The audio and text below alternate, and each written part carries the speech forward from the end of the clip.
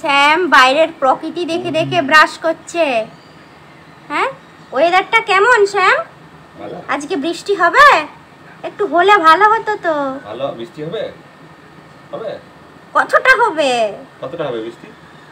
বাবা এতটা হবে। দেখি দেখি ওয়েদারটা একটু দেখি দিই বন্ধুদের। এই দেখো মেঘ মেঘ করছে। শ্যাম বাইরের প্রকৃতি দেখে দেখে ব্রাশ করা হচ্ছে। শ্যাম তো অনেক বড় হয়ে গেছে না।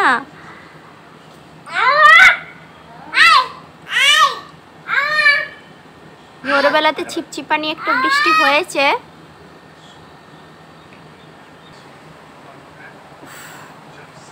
পাপাকে একটু করে দাও। উপর দিকে ব্রাশ করো। উপরটা দিকে করো একটু। ই করে। উপর দিকে দেখে কর। ওই দাঁত করে ই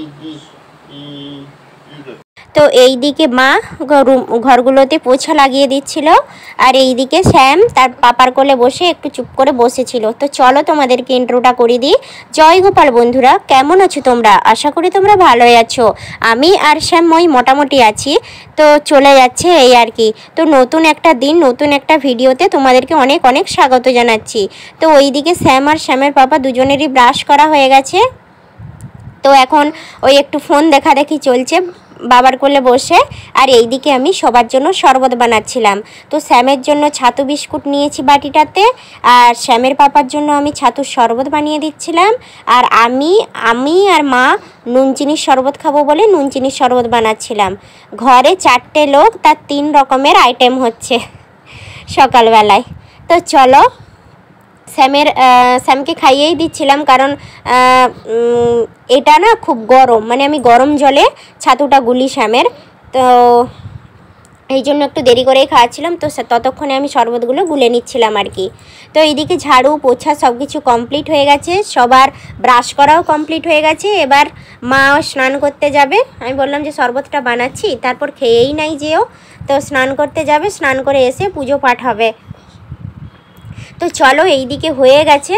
তো আমি এখন চিনি দিয়েছিলাম না, চিনিগুলো গুলতে তো একটু সময় লাগে, তো ওই জন্যই আমি 2বার করে গুলাচ্ছিলাম। আর এইদিকে আমি একটু মানে যা কিছু বানাই তো নিজে আগে সব কিছু টেস্ট করি, তারপর সবাইকে দিই। কারণ কীরকম কি হবে, কীরকম কি খেতে হয়েছে, তো সব কিছু নিজে দেখে নেওয়াই ভালো, তাই না? তো আমি বাচ্চাকেও যখন খাওয়াই তখনও আমি নিজে আগে টেস্ট করে নিই, আর অন্যকেও যখন কিছু দিই তো একটু করে আগে দেখে নিই ঠিকঠাক হয়েছে কিনা। তো চলো এইদিকে আমি শ্যামের পাপাকে দিয়ে দিচ্ছিলাম ছাতুর শরবতটা। আর শ্যামকে যেমনি বলেছি যে শ্যাম তুই আয়, তোকে খাওয়াবো, তো ওই জন্য নিচে গিয়ে বসে পড়েছে। তো চলো শ্যাম এইদিকে দেখছে যে শ্যামের পাপা খাচ্ছে, আমি শ্যামকে এবারে নিয়ে খাইয়ে দিই। আজকে শ্যামের পাপার ছুটি, তো বাপ ছেলে দুজনে মিলে আমি বলেছি টিভিতে একটু গায়ত্রী মন্ত্র চালাও আর সকালের গানগুলো একটু চালাও, তো শুনবো।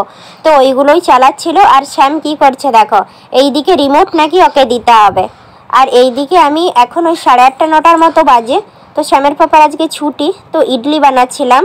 তো যারা বাইরে কাজ করে, যারা বাইরে কর্মরত, তাদের তো একদিন হলেও ছুটি থাকে, কিন্তু আমরা যারা ঘরে হাউস ওয়াইফ তাদের একদিনও ছুটি থাকে না। আবার ছুটির দিনে বেশি বেশি করেই কাজ হয়, কারণ জামা কাপড় কাচা, ঘরে যা কিছু কাজ ওই ছুটির দিনেই করা হয়, তাই না? অফিসের দিনে অফিসের সব কিছু কাজ টাইম মতো করে দিতে হবে, টিফিন টাইম মতো বানাতে হবে, ছেলের দেখাশোনা সব কিছু হওয়ার জন্য ছুটির দিনেই আমাদের ওপর চাপটা বেশিই পড়ে যায়। তোমরা কি একমত এতে? তো চলো ওইদিকে ইডলিটা আমি চাপিয়ে দিয়েছি। আর এইদিকে শ্যাম কি করছে দেখো, শ্যামের পাপার ব্যাগ থেকে পয়সা বের করছে, আর পয়সা নিয়ে কি কিনতে যাবে বলছে আমি ফুল কিনতে যাব। আমি জাস্ট একবার বলেছি শ্যাম দেখো, আজকে শ্যামের পাপাকে বলেছিলাম যে আজকে বৃহস্পতিবার আর ফুল নেই, তো একটু ফুল আনবে, তো অল্প কটা ফুল আছে, তো ওই জন্য শ্যাম এখন পয়সা নিয়ে যাচ্ছে ফুল আনতে। তো এইদিকে আমিও স্নান করে নিয়েছি, মা পুজোটা করে নিয়েছিল, আমি প্রণাম করেছি। তারপর এইদিকে আমি ইডলিটা দেখছিলাম যে হয়েছে কিনা, দেখলাম যে ঠিকঠাক হয়েই গেছে। তো আগেই বন্ধ করে দিয়েছিলাম, তো কিছুক্ষণ ভাপে রেখে দিয়েছিলাম, তো আরও যাতে ঠিকঠাক করে হয়ে যায়। তো এইদিকে আমি চামচ দিয়ে তুলে নিচ্ছিলাম। আর এইদিকে আমি আগের বারে যখন বাবা আর ভাই এসেছিলো তো চাটনিটা বানিয়ে রেখেছিলাম, তো আমি এয়ারটাইট কন্টেনারে করে রেখে দিয়েছিলাম। তো দেখলাম যে খারাপ হয়েছে কিনা, দেখলাম যে খারাপ হয়নি। আর এইদিকে আমি নারকেলের চাটনি বানিয়েছিলাম, আর গ্যাসে আমি ওই তড়কা লাগাবো, তো সেটাই আমি ভাজছিলাম চাটুতে করে। তো এইদিকে আমি তড়কার জন্য কিছুই না, কালো সর্ষে, হিং ফোড়ন দিয়েছিলাম, আর উপর থেকে শুকনো লঙ্কা আর কারি পাতা দিয়েছিলাম। তো খুব মৃদু আঁচে করতে হবে, না হলে পুড়ে গেলে অতটা ভালো লাগবে না।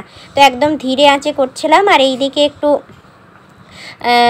একটু নতুনভাবে ট্রাই করব বলে এইদিকে আমি একটু সস নিয়ে নিচ্ছিলাম।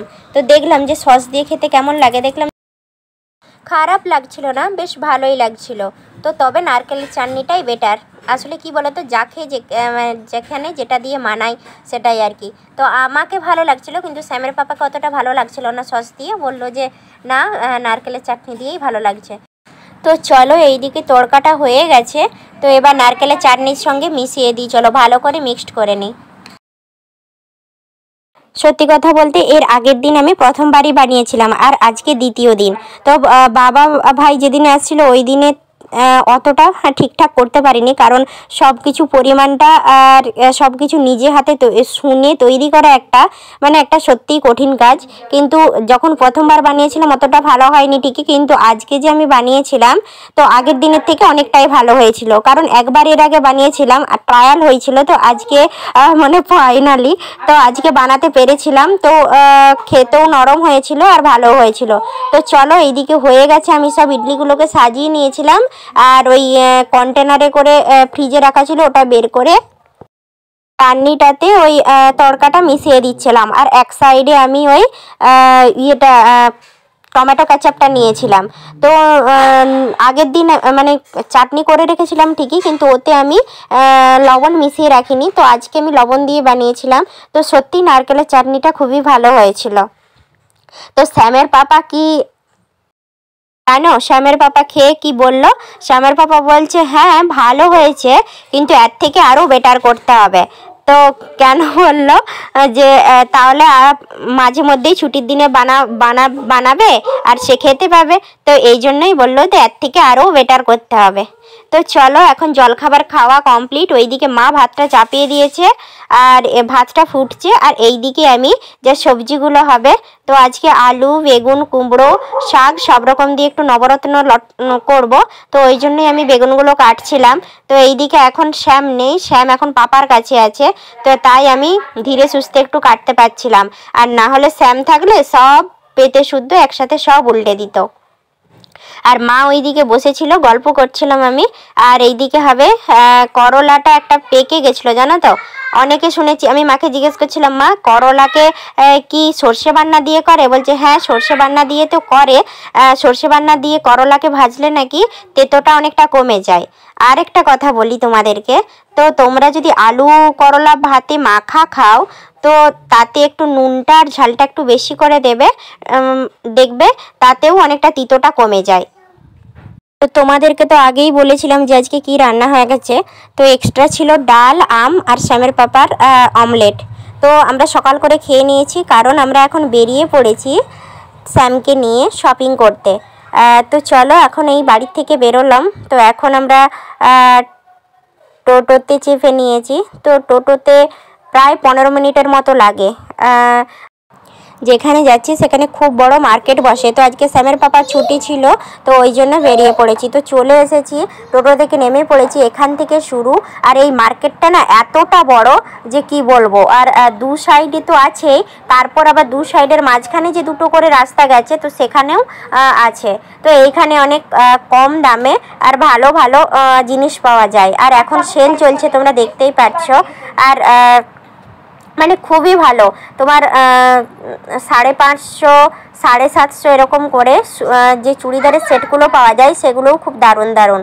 আর এখানে জুতোর দোকানটা ছিল, এই দিকে ব্লেজারের দোকান ছিল, লেহেঙ্গার দোকান ছিল, আর চুড়িদারগুলো দেখেছো যে কত সুন্দর।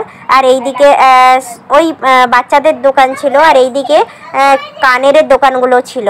তো এইদিকে এখানে বিউটি পার্লারের লোকগুলো সব সেজে গুজে ঘুরছিল।